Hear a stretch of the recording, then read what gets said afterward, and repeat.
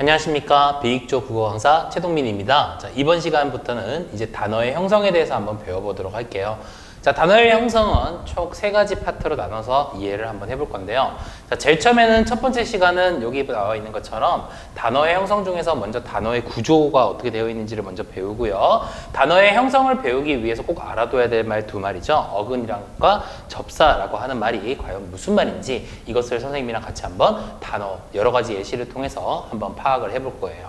그리고 2번째 시간에는 합성어에 대해서 한번 배워보도록 하고요. 마지막 3번째 시간은 파생어에 대해서 같이 한번 배워보도록 하겠습니다. 먼저 우리 어근, 접사, 단어의 구조 어떤 것들인지 선생님이랑 같이 한번 보도록 할게요.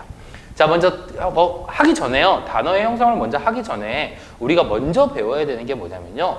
단어라고 하는 개념은 정확하게 어떤 것인지 또는 문장 내에서 단어를 어떻게 찾아내야 되는 것인지 자, 그것을 먼저 고민해보고 우리가 같이 한번 시작해 보도록 할게요. 자, 먼저 단어라고 하는 것은요. 뭐 좀 길게 장황하게 설명을 하긴 했지만 여러분들이 핵심적인 단어만 딱 잡아내면은 단어를 구분하는 건 어렵지가 않을 거예요. 자, 볼까요? 먼저 어절. 자, 어절이라고 하는 것도 문법 단위 중에 어떤 개념이냐면요. 바로 띄어쓰기의 단위가 되겠습니다. 알겠지? 나는 밥을 먹는다. 그러면 3가지 어절로 되어 있다. 이렇게 판단을 하시면 될 것 같고요. 자, 이런 어절을 자립하여 쓸 수 있는 부분과 그 다음에 조사로 분석하였을 때 그 분석된 각각을 말한다. 즉, 다시 말하면 자립하여 쓸 수 있는 가장 작은 말의 단위이다 라고 우리가 볼 수가 있는데요. 자, 단어의 개수는 어떻게 여러분들이 구분하시면 되냐면요. 이 말대로 그대로 간다면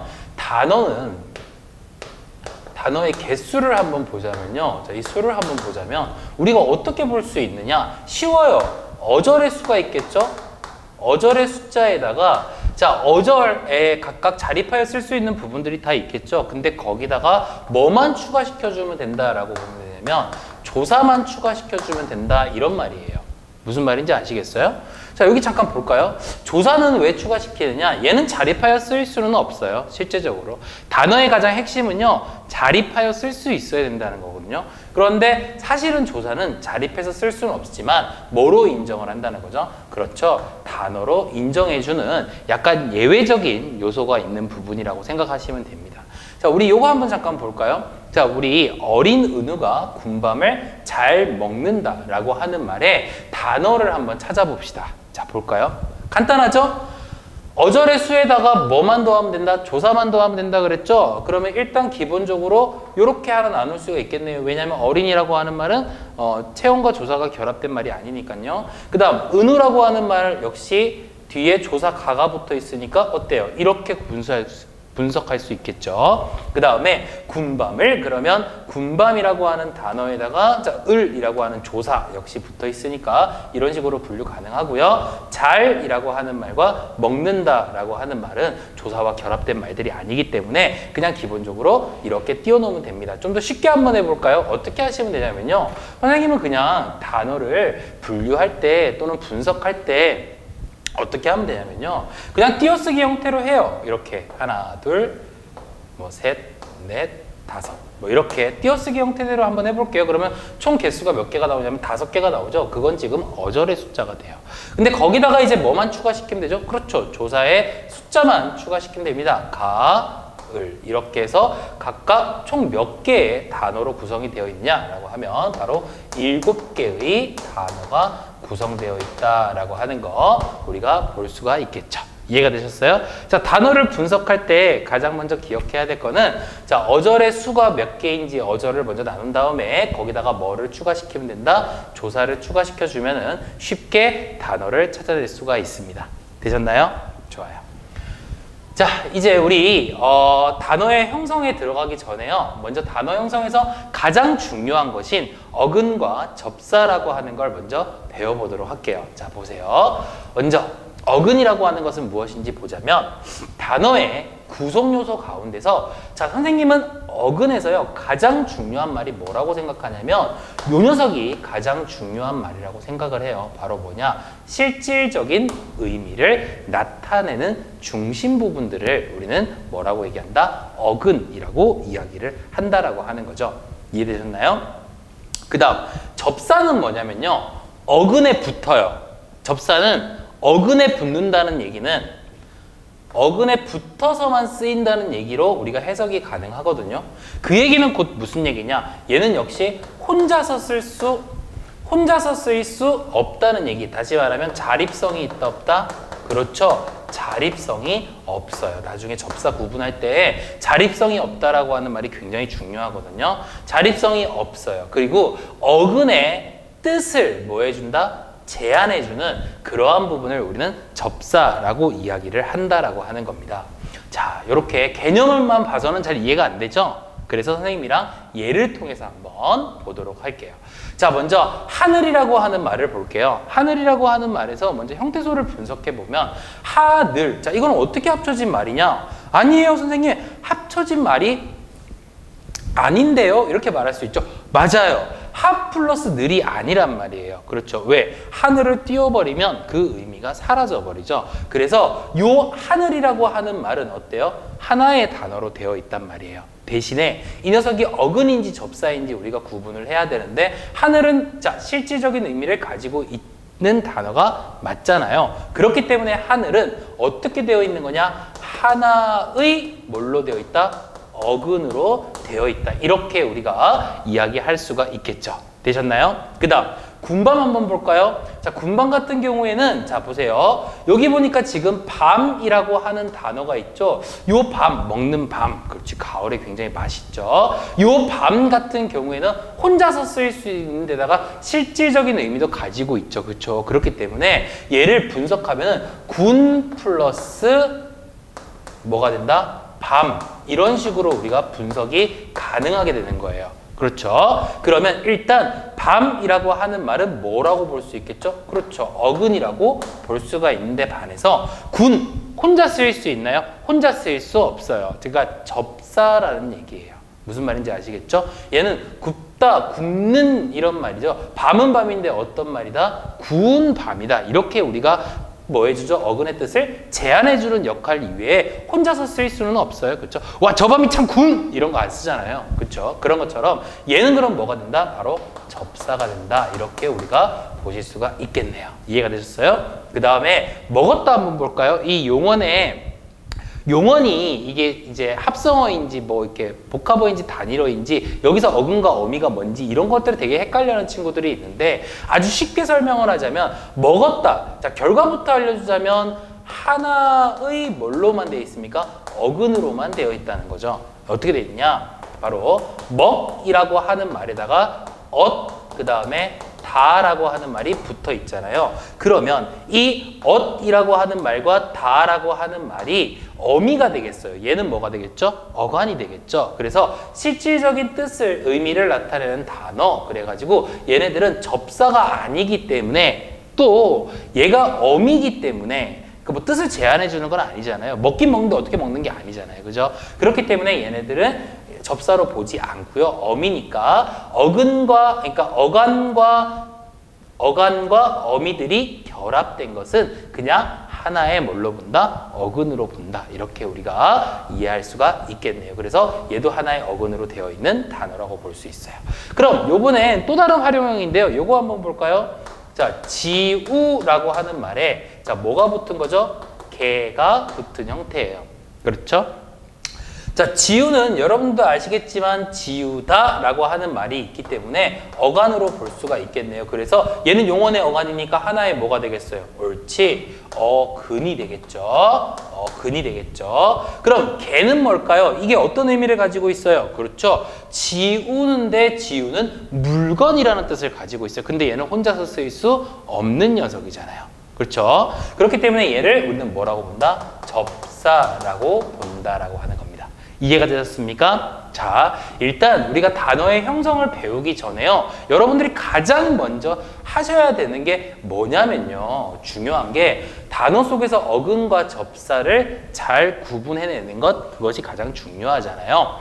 자, 먼저 어근을 구분하는 건 실질적인 의미를 가지고 있는 녀석들을 어근이라고 생각하시면 되고요. 접사는 혼자서 쓰일 수 없고 어근의 뜻을 뭐 해주는 거? 제한해주는 거죠. 거잖아요. 그렇죠? 여기 나와 있는 얘들이 그렇잖아요. 밤인데 어떤 밤이에요? 구운 밤이에요. 뜻을 제안해 주죠. 그렇죠? 그 다음에 지우는 행위, 모든 행위 중에서 그 물건만 해당이 되는 거기 때문에 이런 식으로 여러분들이 이해를 하시면 아주 편하게 여러분들이 어근과 접사를 구분하실 수 있을 거라고 생각이 됩니다. 이해가 되셨죠? 자, 그러면 이거 굉장히 중요하니까 잘 이해를 하신 다음에 우리 그 다음 이제 단어의 분류로 한번 넘어가 보도록 할게요. 자, 단어 과연 어떻게 분류할 수 있는지 표를 통해서 선생님이랑 같이 한번 보도록 하겠습니다. 먼저 단어를 분류할 때요, 크게 두 가지로 먼저 분류를 하거든요. 어떻게 분류하냐? 단일어와 복합어로 먼저 분류를 합니다. 단일어 같은 경우에는 요거죠. 요게 핵심이죠. 하나의 어근으로만 이루어진 단어예요.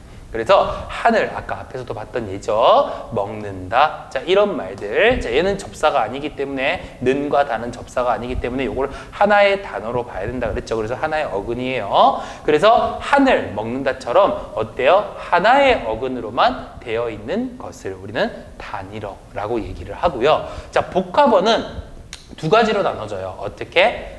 합성어와 파생어로. 그럼 합성어는 뭐냐? 합성어는 앞에서 배웠던 개념이었죠. 어근과 어근이 합쳐진 말이라고 생각하시면 되겠습니다.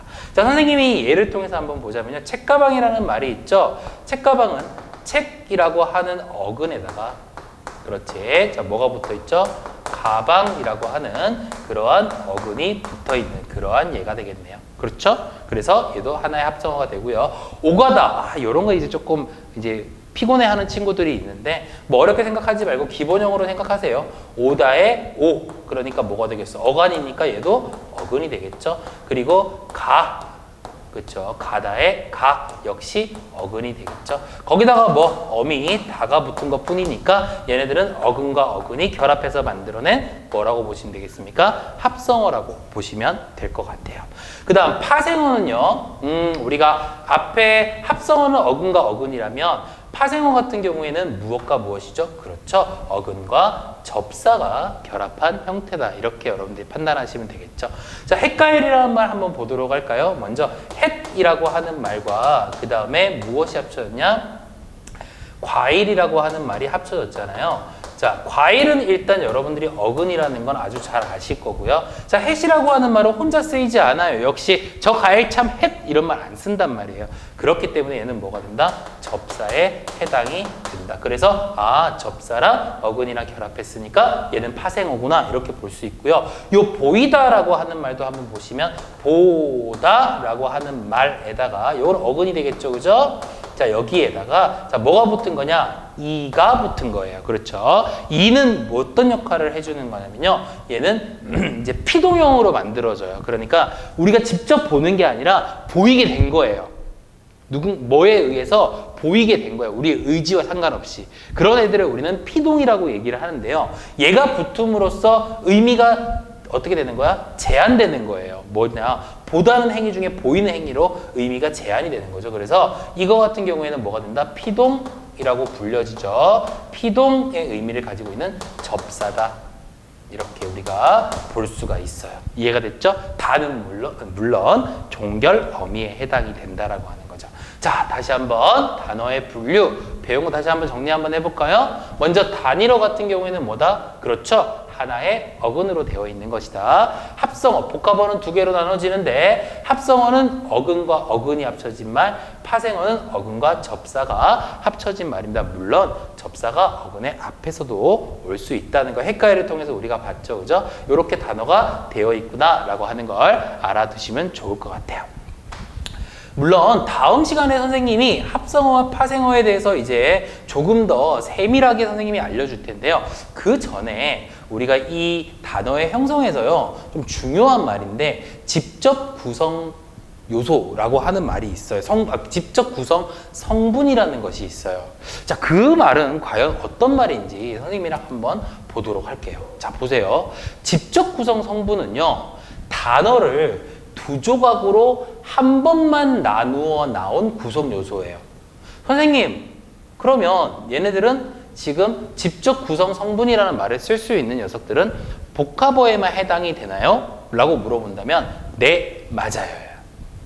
복합어에서인데, 자, 앞에서 잠깐 우리가 단어의 분류를 봤지만 복합어는 꼭 두 개의 요소, 다시 말하면 어근과 어근 두 개, 어근과 접사 이 두 개만 가지고 만들어지는 건 아니라는 거죠. 무슨 얘기냐면 여러 가지 어근 플러스 접사 플러스 어근 이렇게도 나올 수 있다는 거예요. 그런데 직접 구성 성분은 그렇게 여러 가지 어근 접사들이 결합되어 있는 경우 중에서 딱 제일 처음에 나눌 수 있는 부분, 한 번만 딱 나눌 수 있는 부분을 직접 구성 성분이라고 하는데요. 자, 예를 들어서 한번 보겠습니다. 두 가지 예가 나와 있죠. 놀이터라고 하는 말과 불꽃놀이라고 하는 말이 나와 있는데요. 자, 이 놀이터라고 하는 말을 보세요. 이 말은 일단 어떻게 구분이 되냐면요. 놀다라고 하는 어근에다가, 그쵸? 그 다음에 이라고 하는 뭐가 붙어 있다? 접사가 붙어 있거든요. 자, 거기에다가 터라고 하는 뭐 자리를 뜻하는 말이죠. 역시 이것도 어근에 해당이 되는데요. 어근이 붙어 있어요. 자, 세 가지 요소로 만들어져 있단 말이에요. 그러면 얘를 제일 처음에 한번 딱 나누는 순간을 우리는 뭐라고 얘기한다? 직접 구성 성분이라고 합니다. 중요한 건요, 얘들아, 이렇게 보셔야 된다는 거죠. 예를 들어서 여기로 한번 나눠볼까요? 그러면 놀에다가 뭐가 결합된 거냐? 이터가 결합된 거예요. 그런데 이터라고 하는 말은 의미가 있어요, 없어요? 의미가 없죠. 그런 말 없어요. 그렇죠? 그래서 직접 구성 성분은요. 어떤 기준점으로 나누느냐? 나누었을 때, 처음에 한번 딱 나누었을 때 어떤 말? 의미가 통하는 말, 그리고 의미를 가지고 있는 말일 때만 형성이 된다는 거죠. 다시 말하면 놀이터는요. 놀이라고 하는 말이 거기에다가 뭐 터를 붙여놓은 말이다. 이렇게 우리가 보실 수 있다는 얘기예요. 이렇게 분석을 하면 뭐가 된다? 바로 직접 구성 성분이 되고요. 뭐 나중에 직접 구성 성분 후에요. 놀이라고 하는 말을 다시 어떻게 이것처럼 나눌 수 있다라고 하는 거죠. 이해가 되셨나요? 오케이.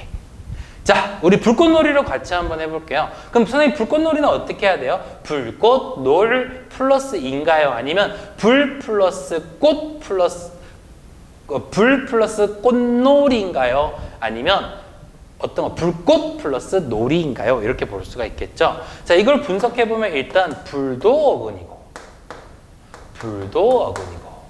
그 다음에 꽃도 뭐고?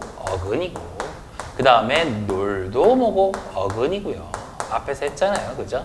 그리고 이는 뭐가 된다? 접사가 된다. 이렇게 이야기를 했단 말이에요. 그렇죠? 그러면 제일 처음에 직접 구성 성분으로 한번 나눠보자. 그러면 가장 큰 맥락에서 먼저 나누시면 되겠죠? 바로 뭐다? 불꽃과 놀이 이 두 가지를 나누시면 된다는 겁니다.